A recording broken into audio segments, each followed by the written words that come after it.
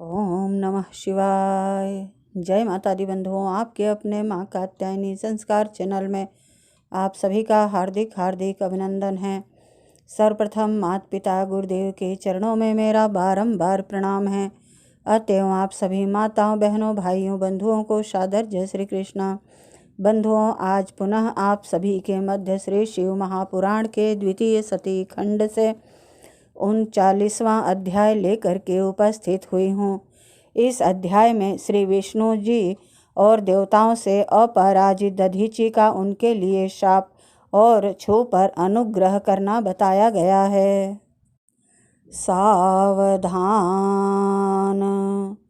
ब्रह्मा जी कहते हैं, नारद, भक्तवत्सल भगवान विष्णु राजा छू का हित साधन करने के लिए ब्राह्मण का रूप धरकर दधीचि के आश्रम पर गए। वहाँ उन जगत गुरु श्री हरि ने शिव भक्त शिरोमणि ब्रह्मर्षि दधीचि को प्रणाम करके छू के कार्य की सिद्धि के लिए उद्धत हो उनसे यह बात कही। श्री विष्णु जी बोले, भगवान शिव की आराधना में तत्पर रहने वाले अविनाशी ब्रह्मर्षि दधीचि, मैं तुमसे एक वर मांगता हूँ, तुम उसे मुझे दे दो। छू के कार्य की सिद्धि चाहने वाले देवाधिदेव श्री हरि के इस प्रकार याचना करने पर शिव शिरोमणि दधीचि ने शीघ्र ही भगवान विष्णु से इस प्रकार कहा। दधीचि बोले, ब्रह्मन, आप क्या चाहते हैं यह मुझे ज्ञात हो गया है। आप छू का काम बनाने के लिए साक्षात भगवान श्री हरि ही ब्राह्मण का रूप धारण करके मेरे यहाँ आए हैं। इसमें संदेह नहीं है कि आप पूरे मायावी हैं, किंतु हे देवेश, हे जनार्दन, मुझे भगवान रुद्र की कृपा से भूत भविष्य और वर्तमान तीनों कालों का ज्ञान सदा ही बना रहता है। सुव्रत, मैं आपको जानता हूँ, आप पापहारी श्री हरि एवं विष्णु हैं। यह ब्राह्मण का वेश छोड़िए, दुष्ट बुद्धि वाले राजा छू ने आपकी आराधना की है, इसलिए आप पधारे हैं। भगवान हरे, आपकी भक्तवत्सलता को मैं भी जानता हूँ। यह छल छोड़िए, अपने रूप को ग्रहण कीजिए और भगवान शंकर के स्मरण में मन लगाइए। मैं भगवान शंकर की आराधना में लगा रहता हूँ। ऐसी दशा में भी यदि मुझसे किसी को भय हो तो आप उसे यत्नपूर्वक सत्य की शपथ के साथ कहिए। मेरा मन शिव के स्मरण में ही लगा रहता है, मैं कभी झूठ नहीं बोलता। इस संसार में किसी देवता या दैत्य से भी मुझे भय नहीं होता। श्री विष्णु जी बोले, उत्तम व्रत का पालन करने वाले दधीचि, तुम्हारा भय सर्वथा नष्ट ही है, क्योंकि तुम शिव की आराधना में तत्पर रहते हो, इसलिए सर्वज्ञ हो। परंतु मेरे कहने से तुम एक बार मेरे अपने प्रतिद्वंदी राजा छू से जाकर कह दो कि राजेंद्र, मैं तुमसे डरता हूँ। भगवान विष्णु का यह वचन सुनकर भी शिव शिरोमणि महामुनि दधीचि निर्भय ही रहे और हंसकर बोले। दधीचि ने कहा, मैं देवाधिदेव पिनाक पाणी भगवान शंभु के प्रसाद से कहीं कभी किसी से और किंचिन मात्र भी नहीं डरता, सदा ही निर्भय रहता हूँ। इस पर श्री हरि ने मुनि को दबाने की चेष्टा की। देवताओं ने भी उनका साथ दिया, किंतु सब के सभी अस्त्र कुंठित हो गए।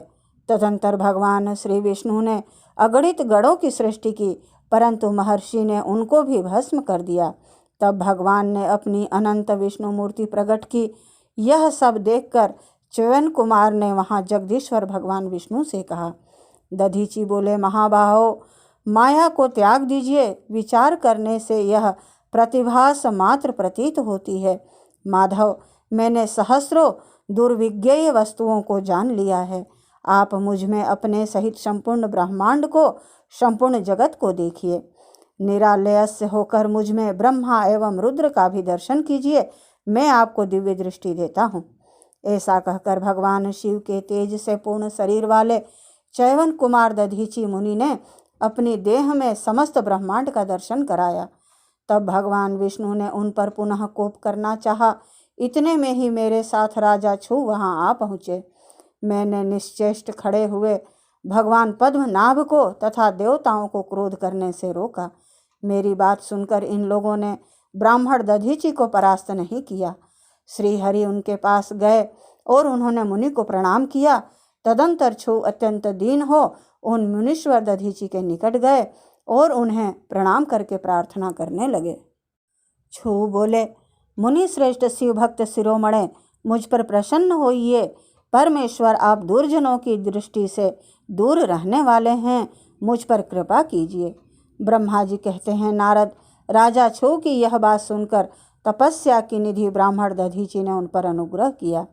तत्पश्चात श्री विष्णु आदि को देखकर वे मुनि क्रोध से व्याकुल हो गए और मन ही मन शिव का स्मरण करके विष्णु तथा देवताओं को शाप देने लगे। दधीची ने कहा, देवराज, इंद्र सहित देवताओं और मुनीश्वरों, तुम लोग रुद्र की क्रोधाग्नि से श्री विष्णु तथा अपने गणों सहित पराजित और ध्वस्त हो जाओ। देवताओं को इस तरह शाप दे छू की ओर देखकर देवताओं और राजाओं के पूजनीय द्विज श्रेष्ठ दधीची ने कहा, राजेंद्र, ब्राह्मण ही बली और प्रभावशाली होते हैं, ऐसा स्पष्ट रूप से कहकर ब्राह्मण दधीची अपने आश्रम में प्रविष्ट हो गए।